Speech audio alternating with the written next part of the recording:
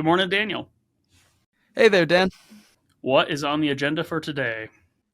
We have a good conversation ahead of us. First, we're going to talk about people not feeling rich when they are, gifting an inheritance early instead of waiting until later in life, and then passing on values versus things to heirs.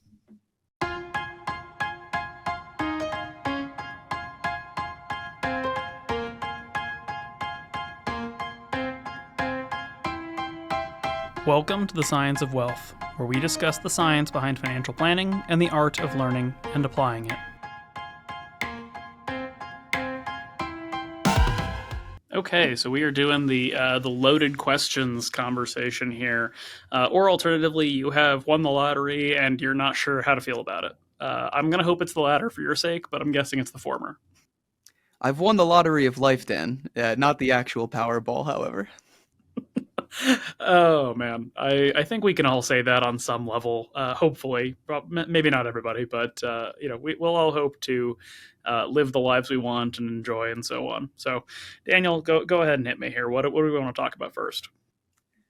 I want to talk about this phenomenon or thing I've started to observe with folks we speak to or just various people out in the community. And it's this idea of people that are objectively wealthy and quote unquote rich, never really feeling like they are. It seems to be something that comes up more and more often when we show folks their net worth or their cash flow, and they say, "Wow, on a day-to-day basis, it doesn't feel like I have that much money." Uh, why do we seem to hear this from people so frequently? So there's a sort of moving goalpost problem that happens in wealth and affluence, which is unless you are literally Elon Musk, there's always somebody on earth who is wealthier than you. Always doesn't even if you're Bill Gates, there's somebody wealthier than you. The people who have a comparable amount of wealth. I mean, even just to take my own perspective on this, when I started this practice, a decade ago, I had never literally had more than $5,000 to $8,000 at a time at any point. And so the first time somebody handed me a check for even like $140,000, I was like, oh my God, that's a lot of money. And now today we'll get checks for over $1 million. I'm like, yep, it's Tuesday. So there's just an element of just how much money you deal with and have. But the moving goalpost thing is that fundamentally there's always somebody ahead of you in the financial world. And so it's easy to sort of have this comparison thing, right? I want to live in a bigger house, want to live in a nicer house, want to have a bigger yard. I want to drive a newer, nicer car. My friend just bought a newer, nicer car than mine, so on and so forth, where the keeping up with the Jones thing kicks in. But also, there's always an example of somebody wealthier than you to see or observe or hear about. And so it always sort of puts you slightly in check, even though your level of wealth might be what anybody else might consider very, very rich or affluent. Okay, that makes a lot of sense to me. It stems from a lot of social comparison and keeping up with the Joneses, and that impacts how we perceive wealth. So it sounds like it's very relative to the folks you surround yourself with in your community. That's a really big part of it. There's sort of this pseudo-scientific observation that your personality is the amalgamation of the five people you've spent the most time with. But in the same sense, your cost of living, your lifestyle, all those things can really come into play. I'll use myself as an example. Among my, call it high school friends group, and probably even a good chunk of my college friends group, just in the last couple of years, I've become the most financially successful, probably not by a small margin for a lot of them. And so consequently, you find yourself having these little sort of unintended slights. You sort of are unintentionally that guy in your social group when you're in that position because you find yourself saying, "Oh, like why don't we go out tonight? And then why don't we go from the brewery to a restaurant? And then why don't we go to over to Abbott and Wallace or Long Tucky and have a drink after that? And then what about a fourth place? Like you are just very casually spending more money on dinners, drinks, etc. Whereas that might be one stop, maybe two stops might be the entire budget of one of your lower income friends, on that path. And so if you're a good friend, you're going to help pick up the tab and you're not going to make them feel bad about it, so that you can all enjoy a good time. But on the inverse of that, even if you're affluent, you might find yourself being the least affluent person in your circle, where that keep up with the Joneses thing starts to become a problem where like you're well off, you've got a couple $1 million, you have a nice house, you drive a decent car, etc. But you've got friends who are inviting you to go on, a 6 week yoga cleanse retreat in Bali. It's going to cost $15,000. And you're like, I can literally afford that, but like, ooh, that's a lot. That's a lot to spend all in one time, and I don't know if I can take that much time off. So it's always this relativity thing where it's not just about keeping up, but also the people you surround yourself with can either ground you or make you feel uncomfortable. And there's no right or wrong spectrum there. Your friend group, your social group, your group of peers is going to vary throughout your lifetime in a manner where there probably will be people who are ahead of you financially, people who are behind you financially. And I think the best thing you can do, regardless where you fall in the spectrum, is to just try to stay humble about it. Would you say maybe a way to combat the social comparison or keeping up with the Joneses is potentially also to maybe define for yourself what rich is? I think it helps to set a benchmark at some point early in life and to try your best not to let the benchmark move. So, ever since I was a kid, probably ever since you were a kid, the idea of being a millionaire seemed like a crazy thing. Like, oh man, to be a millionaire, like that's got to be wild. You have so much money, you can do whatever you want. I'm a millionaire, and I don't think or feel that way. And I consciously acknowledge that in the process of building wealth and so on and so forth, that even though I could technically cash out all of my investments, portfolios, sell the practice, do all sorts of stuff like that, and probably do a fire retirement, and just go ahead and just live on the proceeds of that, or that I could probably stop saving as much as I do and start taking a lot more trips and spending a lot more. I'm conscientious of the fact that having $1 million even just a couple of years ago seemed like a crazy thing to me, and by extension from that, on the other side of that in my life experience, that even though I've reached that level and that I am objectively pretty well off, that I need to be conscientious of that and just say what happens beyond this point is sort of icing on the cake. I have what I need. What I'm doing now is more about advancing the welfare of my community, of my team, of my family, and so on, beyond the bare necessities of that, what I used to think of as the threshold of wealthy. Thanks, Dan. That's great. I think going back to the defining what rich is, I was reading a post recently by Mark Sashini who said essentially, most people from the ultra wealthy to those that have to work their day jobs to simply retire, we all really want the same things. It's safety and security for my family. It's the ability to have a place that you can call home, maybe travel once in a while or occasionally, a fulfilling career, nice things, and the option to call it quits one day and maybe not have to work full time. And I think for a lot of folks, we all really want the same things. And once we remove the number from that and ask ourselves, what we want out of life, I think a lot of us will find that we actually are pretty rich. Well, and I think we get outside of the financial dimensions. A question I used to ask in planning conversations, and I've kind of gotten away from it. It was fun, but it just doesn't feel the same as it used to. But a question I used to ask was, would you rather have, let's say, $10 million, or would you rather have the lifestyle to which you desired? Right? No, not enough to do anything you can possibly imagine, but enough to live the way you would like to. And the way I asked that previously, prior to that framing the question, I used to just sort of look at my potential client and say, "Are you a dragon?" And they would say, "No, I'm not a dragon." And I'd say, "Well, good, because I don't know anybody who wants to sleep on a pile of gold. We just want to use money to accomplish things." And that's sort of the thinking here. There is a money script called Money Focus, in which essentially you use money as sort of a way of keeping score in life. And it's fine to care about how much money you have or how much wealth you have, but it is important to be cognizant that money has no intrinsic value. It really doesn't. It's only worth what we can exchange it for. So, in that particular sense, when you quote unquote have it all, whatever that means to you, a nice house, a family you love, a job you enjoy, a community that you enjoy participating in and feel supported by, at that point, more money is not necessarily going to improve any element of your quality of life. Might help you buy nicer shoes or get your car washed more frequently or something like that, but it's not going to make a material difference in your quality of life the same way it would if you had not reached a level of comfort. I wish you would still ask some version of that questions in meetings. One of the things that I've heard you say a few times is, we work with almost 180, give or take, households at this point, and we have never once heard somebody say, "My main financial objective is to die with 7 to 8 figures in the bank." Yeah, and it's just a different version of it. But the dragon thing just became sort of either people would laugh or people would be like, "What?" And the awkward factor of the what is just enough to not want to deal with. But if I have somebody come in and they're wearing like a World of Warcraft shirt, we're going back to the dragon.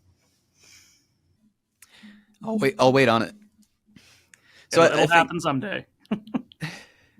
I think that leads fairly nicely into the second part of the conversation here, which is the decision between gifting to your family when you can afford it during your lifetime versus maybe waiting until you're a little bit older or simply having it be an inheritance for the next generation or for whoever you want to give that to. And it's a pretty interesting conversation because, you can make the argument for both sides. If you give wealth while you're still alive to loved ones, you can see the impact it has on their lives and potentially, make a greater impact. But it seems, at least from my experience, that that's less than the norm. Do you want to talk about that a little bit? Yeah, the value of making that gift versus making people wait on it. Um, First and foremost, I'll just talk to my own parents here for a second. I'm about to say some stuff. I'm fine. I don't need anything. So please don't think I'm talking to you. Um, when we think about the ability to leave behind a legacy, whether that is presently or in the future, it's an interesting conversation. And before you even think about something big like, when I die, what am I leaving behind? I hear an interesting version of this in the education conversation. And it's not to say there's a right or wrong answer, but quite often in the education conversation, I will not infrequently hear a parent or an adult say something like, oh, my kids are on their own for college. Like I had to pay for my college, they're on their own. And that's fascinating to me because there's sort of this old expression that people use, which is, our goal in life is to make the world better than it was for us, for our kids. And so the idea that you're going to sort of generationally pass on hardship intentionally when you don't have to, right? It's one thing if you never had a high income, don't have a lot of money, and you can't afford to help your kids. It's a different thing to have more money than you will ever need and say, I would like to make my kids deal with hardship.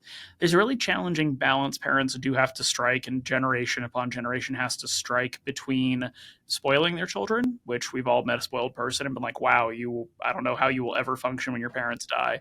And vice versa, the conversation of, hey, it's okay to help your kids with something and give them a little step ahead in life if you have the means to, because they're going to be better off, getting that home down payment or having their wedding paid for or having their college paid for than they're going to be when they are in their mid 50s and you pass away and they're already almost to the point where they were financially independent on their own.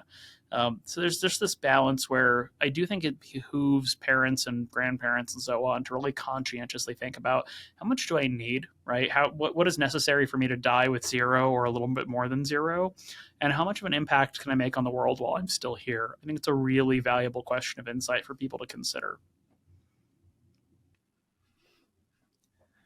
It's an interesting question, and I want to play the devil's advocate here and actually advocate for the other side, which is not giving the next generation wealth while you're still alive. Can you try to make an argument for the flip side? Because it seems to be more popular. I mean, I can make it really easy. Fuck you, got mine. No, the argument often just does tend to come around to a I don't want to ruin my kids perspective. It's this, hey, I knew somebody, I've seen somebody, I've been around somebody whose parents bought them a new car when they were 16 and whose parents paid for their whole college and then paid for them to go to college again because their first degree was just wasted. And then they bought them a house and then they bought them a car when they were born and they paid for their kids' college and they gave them a company, a job at mom and dad's company as an executive when they were 25, and they've never worked hard a day in their life, and they're just such a bad person, yada, yada, yada. There's absolutely a line to be drawn around what is spoiling your children or setting them up to lack self sufficiency and what is actually going to help them get ahead. I can think of one particular example where A couple does work in their parents' company, and on one hand, I'm sure they work really, really hard, and on the other hand, this couple spends everything they make. Because there's always this, sort of looming shadow of mom and dad willing to write them a check for anything. And so, in that context, that works just fine today while the business is super profitable. But that becomes more and more and more of a problem as time goes on because at some point, the bank of mom and dad will retire or close down. And then you're left with what's in it. And if you're not able to replicate their financial success for yourself by inheriting the business or taking over the business, then they have deprived you of the critical thinking skills about how to handle your own finances. Okay. So let's say you decide to, you listen to this conversation and say, wow, I'd like to give more to my heirs while I'm still alive. How do you navigate potential, conflicts or resentment that may arise if you give early gifts in, say, unequal amounts to inheritors? Ooh, this is a really fun topic because this really is just a question of equality versus equity. Equality, very, very straightforward, right? I have four children, they all get a quarter, wham, bam, done. And whether one of them was a neurosurgeon multimillionaire and one of them works at 7-Eleven as a cashier, irrelevant. There's a lot of family dynamics that come into this. And the thing I always caution clients with when they say, like, oh, our kids will definitely just like, they love each other and they'll split up things and it'll be easy. My caution there is always no, they will not. They might, but you should assume that they won't and should make it very, very clear how things are going to happen when you pass away. And when you get into the dynamic of gifting while you're still alive versus just how we divvy up things that are left, that is where equity tends to play a much bigger role in the conversation. And equity is sort of an antonym of fair. In some people's view, where the person who is disadvantaged by the equitable distribution because they worked harder, they went to a better college, they have a better job, they married a wealthier spouse, whatever the thing is that puts them at a disadvantage in the equitable conversation. It is what it is. Your family gets to make decisions about what to do with their assets, and any sense of entitlement there is your problem to bear. But in the dimension then of, for example, I'll give an example from my own life of during life gifting. I know somebody whose parents sent them to culinary school and made them live at home when they went to culinary school. And when they graduated culinary school, then essentially turned them into their personal chef in the household. And in the meantime, they sent their sister to a 4-year undergrad school, paid for them to be in a sorority, let them live on campus, never made them come home, never made them have a job in school. And after graduation, let them move home and gave them no responsibilities, and then let them move off into the world on their own and never once asked anything of them. And so that's something where even though both of them were differently supported by their parents, there was no equity in that, nor was there equality, right? One went to one type of school, one went to a very different type of school, one was asked to do a lot of stuff, one was never asked for anything. And that is where the equity conversation becomes problematic. But if it's a dimension where you have two children and one is a lawyer and one is a grocer, at Safeway, in that type of scenario, to the lawyer, much love to your success and accomplishments. But if your parents want to give the grocer $20,000 to help them buy a small condo to live in, suck it up. You have better opportunities, you have better means. On the other end of that, if you are complaining that your parents are giving your grocer brother, 20 grand every single year and they never give you anything, well, I mean, you can tell your parents how you feel about it, but it is their decision to make. What I would then say to the parents in that scenario is, hey, just because one is wildly more successful than the other doesn't mean that you're not hurting the family dynamic by showing such favoritism, even if it is more equitable in your eyes. All in all, it just seems like a pretty difficult decision families have to make. So it reminds me once again of more money, more problems. Well, more money, more problems. And a lot of this really boils down to what career people go into. Like, that's the thing that really stands out in this type of conversation. Because you could have, let's say, three kids, and one goes off and becomes a doctor, one goes off and becomes a lawyer, one goes off and becomes a school teacher. And the equitability conversation is probably going to start leaning pretty quickly in favor of giving the school teacher something rather than the doctor and the lawyer. And primarily, the sole impetus for that is not because any of them didn't do a good job in school, don't work hard in their career field, don't make a good living for what they do. It's that one objectively makes substantially less than the others. And so the parents in that situation might feel compelled to help that one out more, and that one, frankly, may need more help than the other two. That's sort of a dimension where I think you have to consider how much of the imbalance can we attribute to poor decisions versus positive decisions, right? There's nothing wrong with being a teacher or a lawyer or a doctor, but our society values those professions very differently. And so the financial outcome of any of them, even if they all put in equal work, equal effort, and are equally good at what they do, is very different. And so that is an element where, favoring one party over the other might make more sense from an equitability standpoint versus the dynamic where, let's say, one's a lawyer, one's a doctor, and one's a meth addict. Okay, well, the decisions here are very poor and very different, and the meth addict certainly might need help to get sober and get clean and have a better quality of life and get back on their feet. But it is more of a consequence of their own decisions, and so equitability may not favor that person in that circumstance, even though their need might be objectively greater.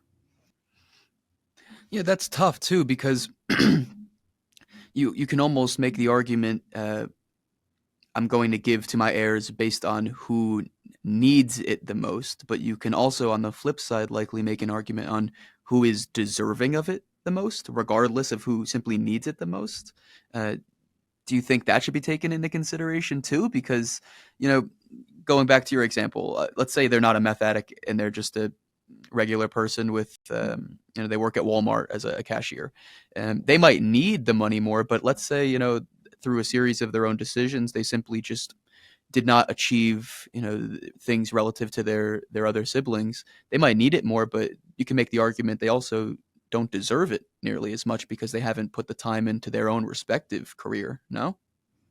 I think when you get into the deserves conversation in a dynamic like that, it helps to be judicious in the types of gifts you give. So, for example, just saying, like, hey, I'll just buy you a new car or I'll just pay your rent or something like that, super helpful to that person, but it's temporary. Right, you're just offsetting a current expenditure, and what will then either happen is they will either ideally save the difference or invest the difference in their own human capital, right? They'll go back to school, let's say. So maybe you're supplementing their income so they can go to school and work a little bit.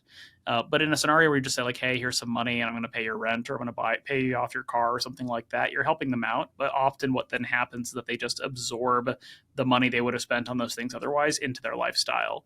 Right. So we've all heard of that example where somebody seems to be kind of broke and their parents give them money and then suddenly they're taking a trip to Mexico and you're like, huh, that doesn't seem like a really good use of that money. And but who am I to judge? I think as parents look at somebody who maybe is not deserving but who has greater need, I think it helps to attach some strings to that and be very careful with this. Don't put crazy person requirements on your children when you do something like this, by saying, like, hey, I will help you go back to school, or I'll help you finish your degree, or I will help you get a down payment on that house you've been living in so that your rent stops going up. I will help you with those things if you are doing something positive and productive with it. What I'm not going to do is just hand you 10 grand, because I don't know that anything really significantly positive help there will occur with that. It might improve your quality of life, and if that's your sole objective as a parent, then that's easy. But if your objective is sort of to teach a man to fish versus just giving them the fish, then it's a really important element to consider. Teaching a man to fish versus giving them a fish, I think that kind of sums up the last topic I wanted to discuss here, which is passing on things versus values. And almost going back to the last topic here, let's say you have three kids, 30 years old, 32, and 34. They've likely all had various life experiences and interpret the world in different ways and wealth as well. And if you give all those kids, say, $100,000, the chances they all do the exact same thing with it is pretty rare and slim. And I don't want to get into a parenting conversation. However, you can make the argument that how they decide to spend that money was probably influenced by the way they were raised and how you educated them around wealth. And it makes the argument for passing down values instead of wealth, and giving your children the intangibles, and maybe not money necessarily. In your experience, how do values like responsibility, generosity, gratitude, and financial literacy get passed down either in addition to wealth or uh, except instead of wealth? Ooh, so I mean, my succinct answer here is they get passed down poorly. And I'll explain that in some detail here. So let me provide two examples of the poorly conversation, and then we can talk about sort of the impact of values versus things.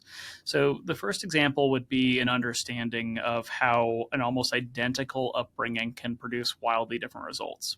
So let's imagine, let's say, twins who are raised in a low income household.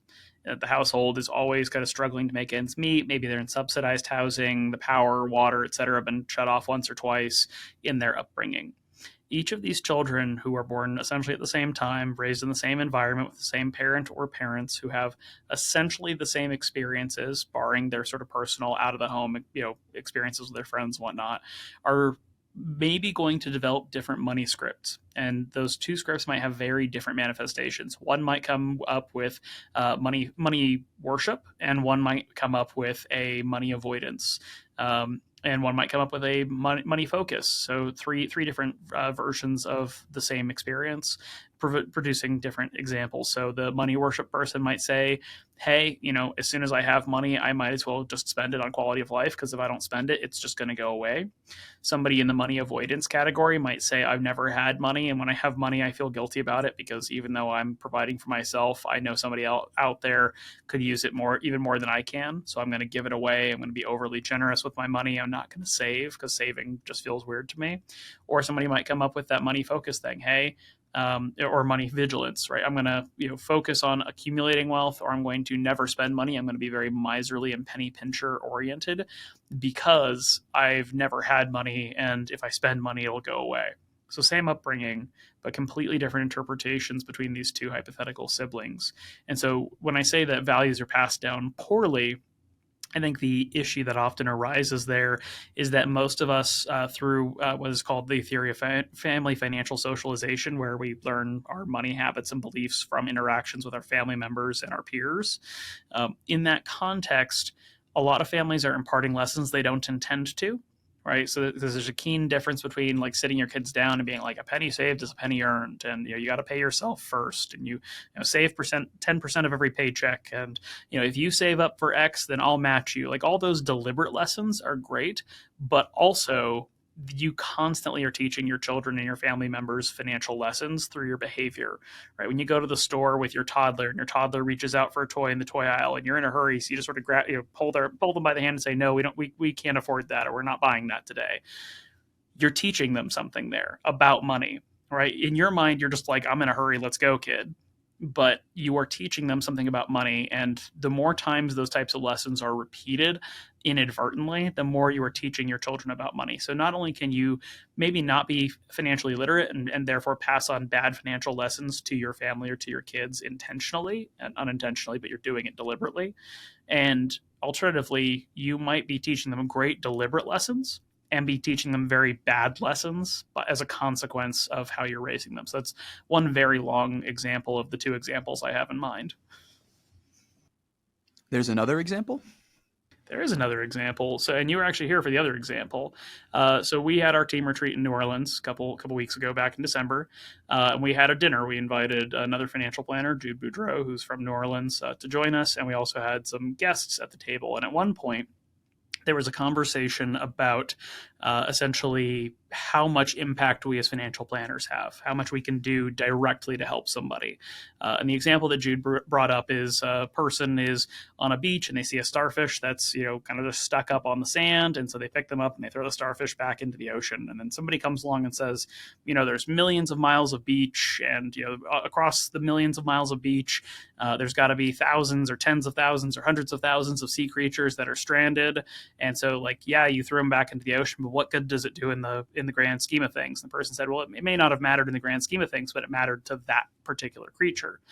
And that sparked a response from one of our guests, Dr. Taylor Sharp, who sort of tortured the analogy, but it was easy to follow, which was, okay, well, if you are standing on the banks of a river and you see somebody, drowning in the river, and you jump in to save them, like, that's good. But if you then keep seeing more and more people coming down the river drowning, at some point it behooves you to go upriver and say, Why are they drowning? What is causing so many people to fall into the river?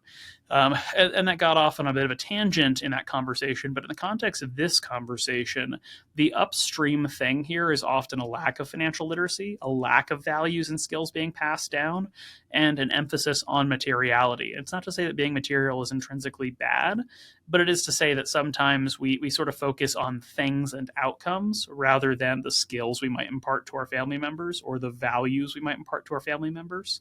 So to bring it all the way back to your original question, in terms of generosity, kindness, responsibility, so on and so forth, a lot of families are inadvertently, whether despite their best intentions, teaching their children the wrong lessons and then throwing them in that proverbial river.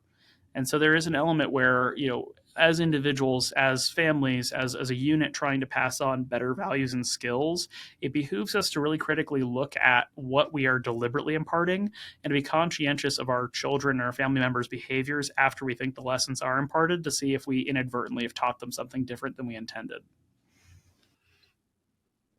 Okay, so I'm gonna take a walk up the river for a moment here.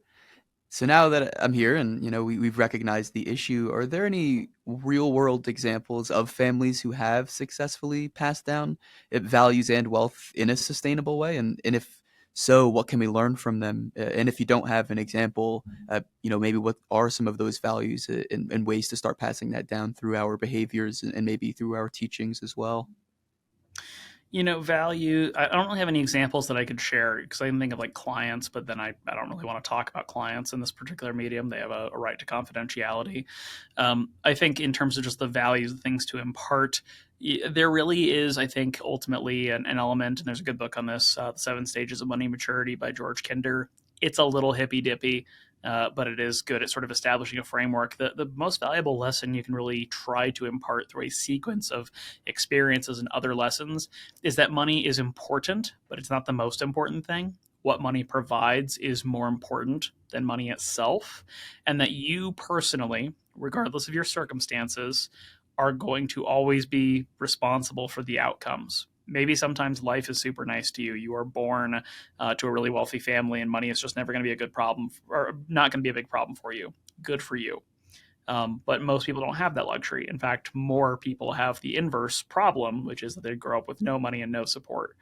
But at the end of the day, if you spend your life thinking of yourself as a victim, as somebody who has no control over money in your life, then you are doomed to remain a victim in that context, because unless luck happens to strike in your favor, you win the lottery or something, if you never take responsibility for money's role in your life and how your decisions affect money's role in your life, then you will never control it, and consequently you will just be sort of tossed in the storm. Yeah, I think it can be summarized in nobody's coming to save you. Yeah, no one is coming to save you, and free money seldom is. And so, in that particular context, as you said right at the beginning of this particular section, we really did sum it up. Teaching a man to fish versus giving them a fish. We are all responsible for the financial outcomes in our lives. There are a million examples of unfair things or imbalanced things or things that shouldn't be a certain way. Right? Teachers should get paid more. Healthcare shouldn't bankrupt people. People shouldn't be going into crazy amounts of debt to get their degree. Shouldn't, should. There's so many examples of should, but that is not how the world functions. And despite the absence of magic wands, I don't think that there's any way you could realistically make it function in such a way. So in that context, what's important is that you take responsibility not only for your personal finances, but also the finances of your family members, insofar as you're responsible for teaching them the skills to be responsible for their own finances, and then do your best to help along the way where needed. Easy enough. Well, that was a fun esoteric conversation, Daniel. So, as always, I will turn it back on you. What have you learned in the past couple of weeks that you think is valuable for our audience to learn from? Okay, so for those that don't know, beginning in January of this year, I was put back in a planning role. So I'm now once back in a position where I am leading and having conversations with families about important things financially. And it's very rewarding and exciting to be back in this position. However, I'm starting to realize that some of these skills are perishable, given that I haven't used them in my time here for about 8 months or so. And one of the things I'm starting to realize is a lot of the skills that make you very good at becoming a great planner are active listening, empathy, patience, understanding.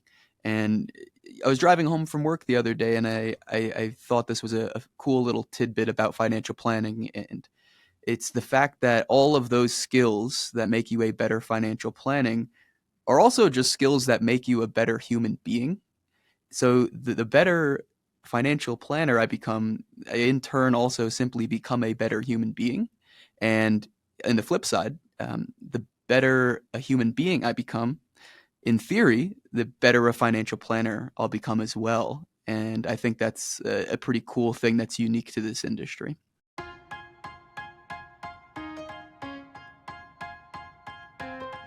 The Science of Wealth is produced by My Wealth Planners, a registered investment advisor in Colorado. The theme song is This Is Your Time by Dan Phillips.